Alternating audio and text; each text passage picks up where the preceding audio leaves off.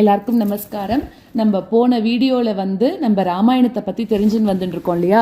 போன வீடியோவில் என்ன பார்த்தோம்? சூர்பனகை ராவணன் கிட்ட போய் சொல்கிறாள்ல, இந்த மாதிரி சீதைன்னு ஒருத்தி இருக்கா, அவள் ரொம்ப அழகாக இருக்கா, அவளை நீ போய் கடத்தின் வா அப்படின்னு சொல்கிறா இல்லையா. இப்போ ராவணன் என்ன பண்ணான் பார்க்கலாமா? இப்போ பஞ்சவடியில் ராமனோட குடும்பம், அதாவது ராமன், சீதை, லக்ஷ்மணன் 3 பேரும் அங்கே ஒரு அழகான காட்டில் வாழ்ந்துன்னு வந்துட்டு இருக்கா. அப்போது லக்ஷ்மணன் என்ன பண்ணுறான், அந்த இடத்துல ஒரு சின்னதாக ஒரு குடிசை, ஒரு வீடு மாதிரி கட்டுறானோ. அங்க சீதா என்ன பண்றா, டெய்லி போய் அங்க இருக்கக்கூடிய பூக்கள் எல்லாம் பறிச்சுன்னு வீட்டை அலங்காரமா வச்சுக்கிறான். ராமர் என்ன பண்றாராம், கார்த்தால வேளையில வேட்டைக்கு போறார். சாயங்காலம் ஆன உடனே என்ன ஆகுறதுன்னா 3 பேருமா உக்காந்துட்டு அன்னைக்கு என்ன நடந்தது அப்படிங்கறத பேசிக்கிறாளாம். அப்ப அவளுக்கு அந்த காட்டு வாழ்க்கை ரொம்ப அமைதியா சந்தோஷமா இருந்தது இல்லையா.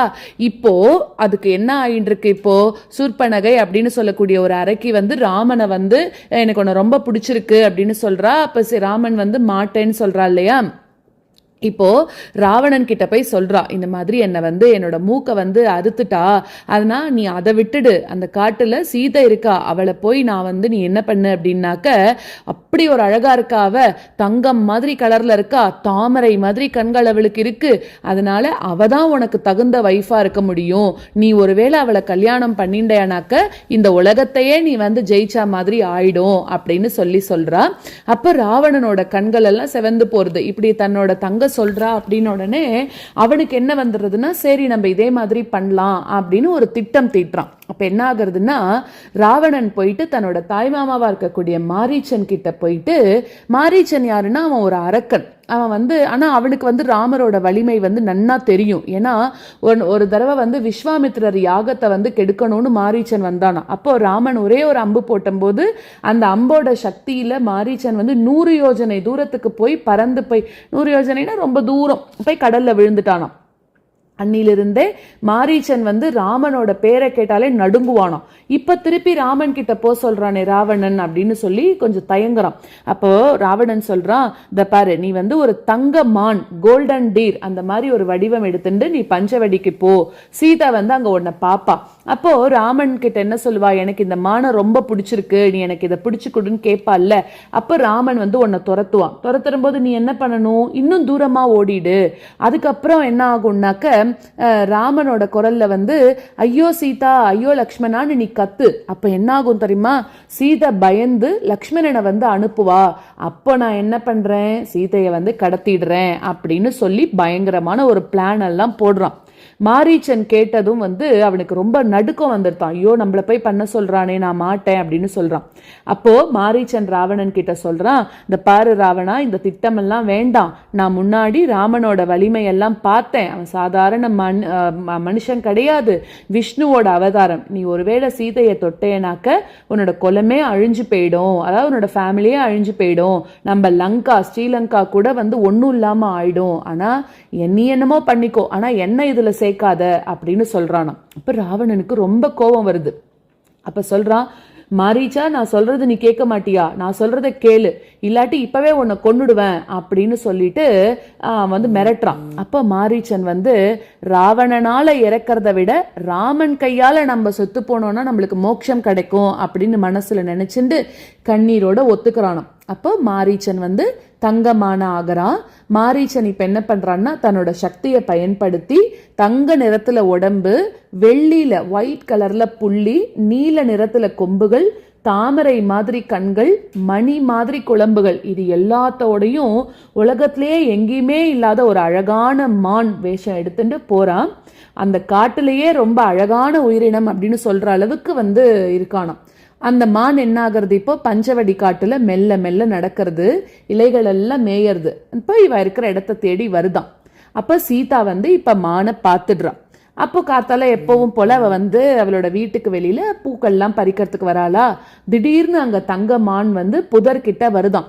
அப்ப சீதையோட கண்கள் என்ன ஆகுறதுன்னா அப்படியே விரியறது. ஐயோ, இவ்வளோ அழகான ஒரு மானா, இப்படி ஒரு மானை நான் பார்த்ததே இல்லையே அப்படின்னு சொல்லிட்டு மான் இப்ப சீதையை பார்க்கறது, கண்ணை சிமிட்டி காமிக்கிறதாம். அப்ப கொஞ்சம் பக்கத்துல வருது, அப்புறம் பின்னாடி போறது, பக்கத்துல வருது, பின்னாடி போறது. அப்ப சீதா உள்ள போயிட்டு ராமனையும் லக்ஷ்மணனையும் கூப்பிடுறா, இங்க பாருங்க, அந்த மானை பாருங்க எவ்வளோ அழகா இருக்கு அப்படின்னு. ராமரும் லக்ஷ்மணனும் கூட பாக்குறா. ஆனா லக்ஷ்மணனுக்கு சந்தேகம் வருது. லக்ஷ்மணன் இப்ப என்ன பாக்குறான் அப்படின்னா, மானை வந்து ரொம்ப கவனமாக பாக்குறானா. அப்ப புருவம் சுருங்கிறது. இப்ப இவனுக்கு ஒரு எண்ணம் வருது மனசுல, இப்போ இது இயற்கையான மான் கிடையாது, காட்டுல எந்த மானுமே இப்படி கோல்டன் கலர்ல இருக்காது, இது ஏதோ ஒரு மாயா மான் போல இருக்கு, ராவணனோட ஆள் தான் யாரோ வந்திருக்கான் அப்படின்னு அவனுக்கு தெரியறது. மாரீச்சன் வந்து இப்படி வடிவம்லாம் எடுத்துப்பான் ராவணனோட ஆளு, ஸோ ஒருவேளை அவனா இருக்குமோ அப்படின்னு இவனுக்கு ஒரு டவுட் வருது.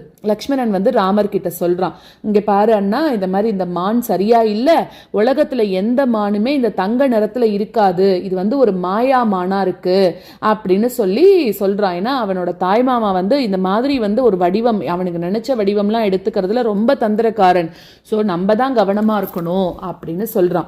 ஆனா சீதை என்ன சொல்றா, ஐயோ இல்லவே இல்லை, அந்த மான் ரொம்ப அழகா இருக்கு, அதை பிடிச்சு எனக்கு கொண்டு வாங்கோ, நம்மோட சேர்ந்து அதை விளையாடட்டும், திரும்ப நம்ம அயோத்தி போகும்போது அதை கூட்டின்னு போனோம்னா தசரதரும் ரொம்ப சந்தோஷப்படுவார் அப்படின்லாம் சீதா சொல்றா.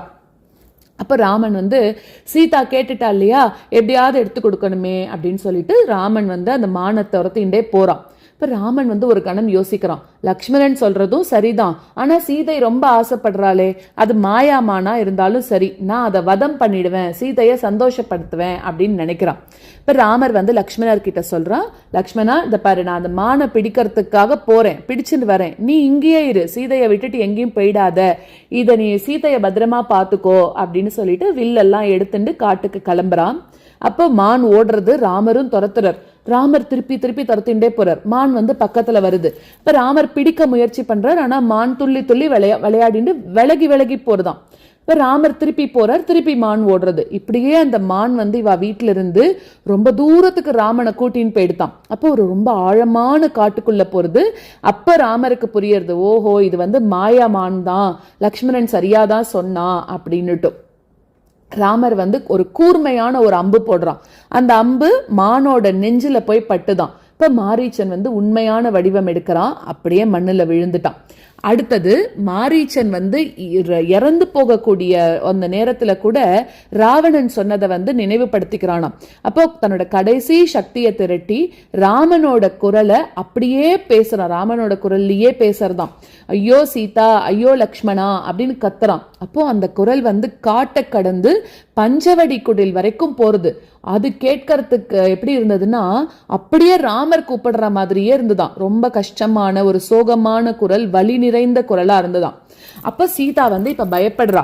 அப்போ என்ன பண்றா, இது என்னோட கணவரோட குரலாச்சே, ராமருக்கு ஏதோ ஆபத்து வந்துடுத்து, அவர் என்ன கூப்பிடுறார் அப்படின்னு சீதை வந்து நடுங்கறா, கண்ணீர் வருது. லக்ஷ்மணர் கிட்ட போறா, இங்க பாரு லக்ஷ்மணா, உன்னோட அண்ணாவோட குரல் உனக்கு கேட்கறியா, நீ போய் காப்பாத்து அப்படின்னு. அப்ப லக்ஷ்மணன் வந்து அமைதியா சொல்றான், இங்க பாரு, அண்ணன் வந்து அழுவாரா, அவர் எந்த ஆபத்திலையும் இப்படி கத்த மாட்டார், இது மாயா ஒளி, அதாவது அந்த மானோட ஒளி தான், அதனால நம்ம கவலைப்பட வேண்டாம் அப்படின்னு சொல்லிட்டு அண்ணா எனக்கு சொல்லியிருக்காரு, என்ன வந்தாலும் உன்னை விட்டுட்டு போக கூடாதுன்னு, அதனால நான் போமாட்டேன் அப்படின்னு சொல்றா. அப்ப சீதைக்கு ரொம்ப கோபம் வருது, என்னது ராமருக்கு அங்க ஒரு கஷ்டம், ஆனா நீ போமாட்டேங்கிறியே அப்படின்னு லக்ஷ்மணன் ரொம்ப திட்டிடுறாளாம்.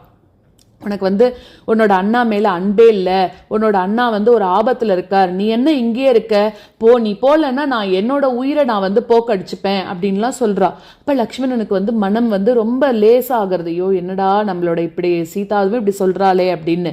அப்போ அவளை வந்து இப்படி அவளுக்கு வந்து ஏதாவது பண்ணிட்டா அவளுக்கு வலிக்குமே அப்படின்னு லக்ஷ்மணனுக்கு இப்ப மனசு இல்லையா. ஆனா ஒரு பயமும் இருக்கு, இது வந்து ஏதோ ஒரு தந்திரம் தான், இப்போ ஒருவேளை நான் போனேன்னா சீதைக்கு ஆபத்து வந்துருமே, ஆனா என்ன போய் தான் ஆகணும் அப்படின்னு சொல்லிட்டு இப்போ ஒரு லக்ஷ்மண் ரேகா அப்படின்னு ஒன்னத்தை வந்து ஒரு கோடு கிழிக்கிறான். என்ன பண்றான் அப்படின்னா, அந்த வீட்டை சுத்தி ஒரு கோடு வரைகிறான். அது சாதாரண கோடு கிடையாது, அது வந்து அதுல ஒரு மந்திர சக்தி இருக்கு. அப்ப லக்ஷ்மணன் வந்து சீதை கிட்ட கேட்கிறான், இந்த பாரு, இந்த கோட்டை நீ எந்த காரணத்துக்காகவும் கடக்க கூடாது, இந்த கோட்டுக்கு உள்ள நீ ரொம்ப பாதுகாப்பாக இருப்ப, சோ எந்த அரக்கனால கூட உன்னை தொட முடியாது, ஆனா நீ இந்த கோட்டை கடந்து வந்துட்டேன்னா என்னால கூட உன்னை காப்பாற்ற முடியாது அப்படின்னு சொல்றான். அப்படி ஒரு லக்ஷ்மண் ரேகாவை வரைஞ்சிட்டு லக்ஷ்மணன் காட்டுக்கு போறான். அப்போதான் அந்த டைம் பார்த்து அந்த இடத்துல யார் வரான்னா, ராவணன் வரான். இந்த இடத்துல ஒரு முனிவர் மாதிரி ஒரு வேஷம் போட்டுண்டு சீதா தனிமையா இருக்கா அப்படின்னு தெரிஞ்சுட்டு ராவணன் வந்து வரான். அந்த இடத்துல எப்படி வரான், ஒரு வயசான முனிவர் வேஷம் போட்டுண்டு வரானாம். அப்போ வெள்ளையா தாடி, காவி கலர்ல ட்ரெஸ், கமண்டலம்லாம் வச்சுட்டு இருக்கா, மெல்ல மெல்ல வரான். அப்போ வந்து என்ன கேட்குறான், எனக்கு ரொம்ப பசியா இருக்கு, ஒரு கை சோறு கொடு அப்படின்னு கேட்குறானா. அப்போ சீதை உள்ள இருக்கா. இப்போ யாராவது ஒரு முனிவர் வந்து பிச்சை கேட்குறா அப்படின்னா உடனே நம்ம கொடுத்துடணும். அதுக்காக இப்போ என்ன பண்றா, சீதா வந்து அந்த லக்ஷ்மண ரேகையை, அந்த லக்ஷ்மணர் கோடு வரைஞ்சிட்டு போனார் இல்லையா, அதை வந்து வெளியில வந்துட்டாலாம். அப்ப சீதை வந்து சாதம் எடுத்துட்டு வாசலுக்கு வரா. லக்ஷ்மண ரேகை நினைவுக்கு வருது. அப்ப அந்த கோட்டுக்கு உள்ள இருந்தே கொடுக்கணும் அப்படின்னு நினைக்கிறாளாம். அப்ப ராவணன் என்ன தெரியுமா சொல்றான், இங்க பாரு, நான் ரொம்ப வயசானவனா இருக்கேன், என்னால அந்த கோடு வரைக்கும் கூட வர முடியல, நீயே வந்து கூட முனிவரை ரொம்ப நேரம் வாசல்ல காக்க வச்சா உனக்கு தான் பாவம் வரும் அப்படின்னு சொல்றான். ஆனா சீதா என்ன யோசிக்கிறா, ஆமா இல்ல, முனிவருக்கு கொடுக்காம இருந்தாலும் தப்பு தான் அப்படின்னு நினைச்சிட்டு அந்த கோட்டை கடந்து ஒரு அடி எடுத்து வைக்கிறா வெளியில. அந்த ஒரு அடி எடுத்து வச்சதுதான் ஃபுல்லா சீதையோட லைஃபையே மாத்திடுத்து அப்படின்னு சொல்லலாம். அவ வந்த உடனே, சீதை வந்து அந்த கோட்டை கடந்து வந்த உடனே ராவணனோட முனிவர் வேஷம் களைஞ்சு போச்சு. 10 தலை, 20 கை, அப்புறம் கருப்பு நிறத்துல மலை மாதிரி ஒரு உடம்பு, தங்க ஆபரணங்கள், இது எல்லாத்தையுமா வச்சுண்டு லங்கைக்கு அதிபதியா இருக்கக்கூடிய ராவணனே முன்னாடி வந்து நிக்கிறானாம். இப்ப சீதை அலறா, பின்னாடி ஓடணும்னு முயற்சிக்கிறா. ஆனா ராவணன் வந்து இடிய விட வேகமாக சீதையை பிடிச்சுக்கிறானா. சீதை கத்துறா, என்னை விட்டுடு அப்படின்னு சொல்லிட்டு. ஆனா யாராவது காப்பாத்துங்கோ அப்படின்றா. காடே அதிர்றதாம், பறவைகள்லாம் பயத்துல பறக்கிறது, அப்படியே வந்து மரங்கள்லாம் துக்கத்துல நடுங்கிறதாம்.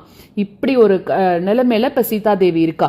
ஜட்டாயு அப்படின்னு சொல்லக்கூடிய ஒரு பெரிய கழுகு அந்த காட்டுலயும் இருக்கான், தசரதனோட பழைய நண்பன். இப்போ சீதையோட இந்த அலறல் கேட்டு அது ரொம்ப வேகமா வருது. ஜட்டாயு வந்து ராவணனை வந்து தடுக்கிறது, இப்படி பண்ணாத, தசரதனோட மகனோட மனைவியை நீ வந்து கடத்தின் போறியா, உன்னை நான் விடமாட்டேன் அப்படின்னு. ஜட்டாயு என்ன பண்றதுன்னா, கூர்மையான தன்னோட காலால ராவணனை கீறி விடுறதாம், தேரை உடைக்கிறது, ராவணனோட கழுத்தை கடிக்கிறது, ரொம்ப கஷ்டப்படுறது சீதையை எப்படியாவது நம்ம அவன்கிட்ட இது பண்ணணும் அப்படின்னு. ஆனா ரொம்ப ரொம்ப வயசாயிடுத்து. அதனால வயசான ஜடாயு வந்து தன்னால முடிஞ்ச அளவுக்கு எல்லாத்தையும் பண்றது. ஆனா ராவணன் ரொம்ப வலிமையானவன் தானே. அதனால ராவணன் வாளை எடுத்து ஜடாயுவோட 2 ரெக்கைகளையும் வெட்டிட்டான். இப்ப ஜடாயு கீழே விழுந்துட்டான், ரத்தமா வழிகிறது. இப்ப இவன் என்ன பண்றான், சீதா தேவிய விமானத்துல எடுத்துட்டு போறானா. ராவணன் வந்து சீதைய புஷ்பக விமானத்துல ஏத்துறான். அந்த விமானம் ஆகாசம் வழியாக போயின்னு இருக்கு. சீதை என்ன பண்றா, தன்னை வந்து எப்படியாவது அவன்கிட்ட காப்பாத்திக்கணும்னு முயற்சி பண்றா. ஆனா முடியவே இல்லை. ராமா என்னை காப்பாத்து, நான் இங்க இருக்கேன். சீதை வந்து இப்போ அப்படியெல்லாம் சொல்லிண்டே போயிட்டு இருக்கா. ஆனா இப்ப அவ ஒரு புத்திசாலியா ஒரு முடிவெடுக்கிறா. என்னன்னா, தன்னோட உடம்புல இருந்த நகைகள் ஒன்னொன்னா கீழே போடுறாளாம். மோதிரம், மாலை, காப்பு, இதெல்லாம் கீழே போடுறா. அப்ப என்ன ஆகும், யாராவது இதை எடுப்பா, இதை போய் ராமன் கிட்ட கொடுப்பா. அப்போ அவர் வந்து நான் வந்த வழியே பார்த்துன்னு வந்து என்னை கண்டுபிடிச்சிடுவார் அப்படின்னு சொல்லி யோசிச்சுட்டு போடுறான். இப்படி அவன் வந்து சீதா தேவியை கடத்தின்னு போனதுக்கு அப்புறம் ராமன் வந்து திரும்பி வரான். அப்ப ராமன் மாரீச்சனை வதம் பண்ணிட்டு திரும்பி வந்து பாக்குறான். வழியில் லக்ஷ்மணனை பாக்குறான். லக்ஷ்மணனா தனியா வரான். அதை பார்த்து ராமருக்கு ஒரே பயம். லக்ஷ்மணா, சீதையை நீ ஏன் விட்டுட்டு வந்த அப்படின்னு எல்லாம் கேட்கிறான் ராமர். அப்ப லக்ஷ்மணன் வந்து சொல்ற மாதிரி நடந்ததெல்லாம் சொல்றான். சோ ராமரும் லக்ஷ்மணரும் ஓடி போய் பாக்குறா. வீட்டுல யாருமே இல்லை. ராமர் அழுன்னு அழறாராம். காட்டுல எல்லாம் தேடுறார். சீதா சீதா நீ எங்கம்மா இருக்க அப்படின்னு தேடுறாராம். அப்ப மரங்கள் கிட்ட, பூக்கள் கிட்ட, நதிகள் கிட்ட எல்லார்கிட்டையும் கேட்கிறார். ஆனா யாருமே பதில் சொல்லவே இல்லையாம். கடைசியில ரத்தமாக இருந்த அந்த ஜடாயுவை பாக்குறார். ஜடாயு, நீ சொல்லு, என்னாச்சுன்னு கேட்கிறார். அப்ப ஜடாயு வந்து ரொம்ப மெல்லிய குரல்ல சொல்றது, ராமா, ராவணன் தெற்க லங்கைக்கு சீதையை, இப்படின்னு ஒரு வார்த்தையா. ஏன்னா ரொம்ப அதுக்கு முடியல, உடம்பு ரொம்ப வயசான பறவை இல்லையா அது. இப்படி சொல்லிட்டு ஜடாயு உயிர் விட்டுருத்தான். இப்ப ராமர் வந்து தன் தந்தைக்கு என்னெல்லாம் பண்ணணுமோ அந்த மாதிரி ஜடாயுக்கு கடைசி சடங்கு எல்லாத்தையும் பண்ணிட்டார் அப்படின்னு சொல்றா. சோ இதோட அந்த ஜடாயுக்கு ராமர் கடைசி சடங்கு பண்ணாரா, என்னென்னலாம் பண்ணணும் அப்படிங்கறதெல்லாம் பண்ணி முடிச்சுட்டார். இதுக்கப்புறமா அடுத்த வீடியோல ராமர் சீதையை பார்த்தாரா, என்னென்னலாம் நடந்ததுங்கிறத அடுத்த வீடியோல நம்ம பார்க்கலாம்.